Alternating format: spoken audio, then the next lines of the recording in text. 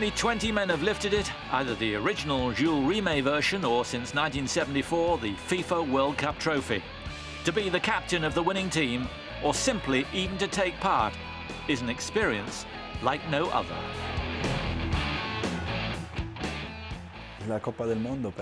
I think the World Cup is the most important event on earth. It's incredible. It's when everyone comes together. All the participants, the fans, all the players.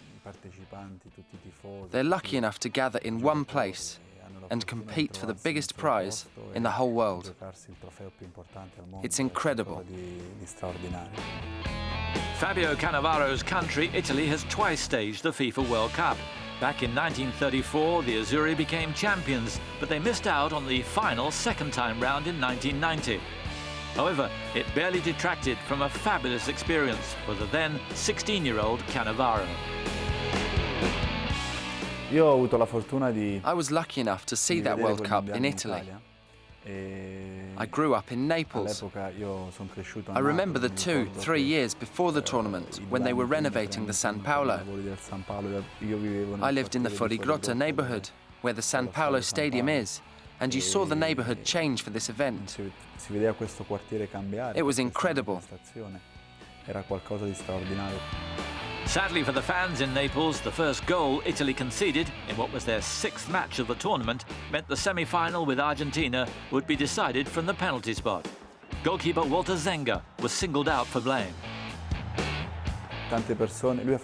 He did so much in football, yet people remember Walter Zenga for when he came out and cost us the equaliser that made it 1-1 in the semi-final, which then went to penalties. It was a fantastic experience because getting to the semi-final of a World Cup is always great. It's a shame for Italy, but we made up for it in 2006. 16 years later, Cannavaro led the squad that reached the final in Germany, lining up against France in the first all-European final in 24 years. Leading his team onto Berlin's Olympic Stadium pitch for the decisive match in the 2006 FIFA World Cup was one of many highlights. These are incredible feelings which can't be explained. Winning the World Cup was, without a doubt, the realization of the dreams I had as a kid. It was also my 100th cap for the national team, so it was an incredible evening for me, my teammates and my country, because we became the world champions, in spite of what had been happening in Italy with an ongoing football scandal. It was great for us to be able to enhance Italy's football image once again. The Azzurri hadn't had much luck at penalties. As well as 1990, they'd lost that way at USA 94 and France 98.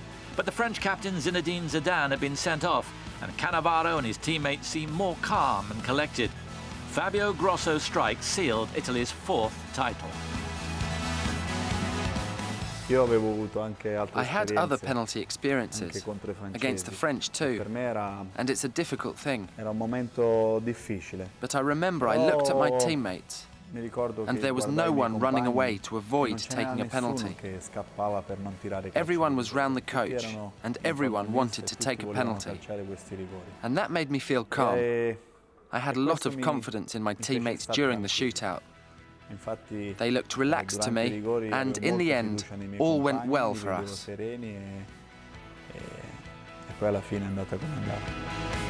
Cannavaro commanded a defence that had conceded only twice in 7 games. But it wasn't the old Catenaccio style that led to Italy's triumph. They scored 12 times at the other end, making them the 2nd best defensive team in the tournament.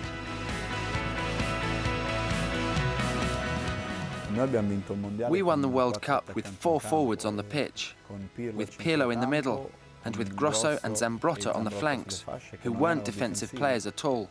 And we also won because we didn't concede many goals.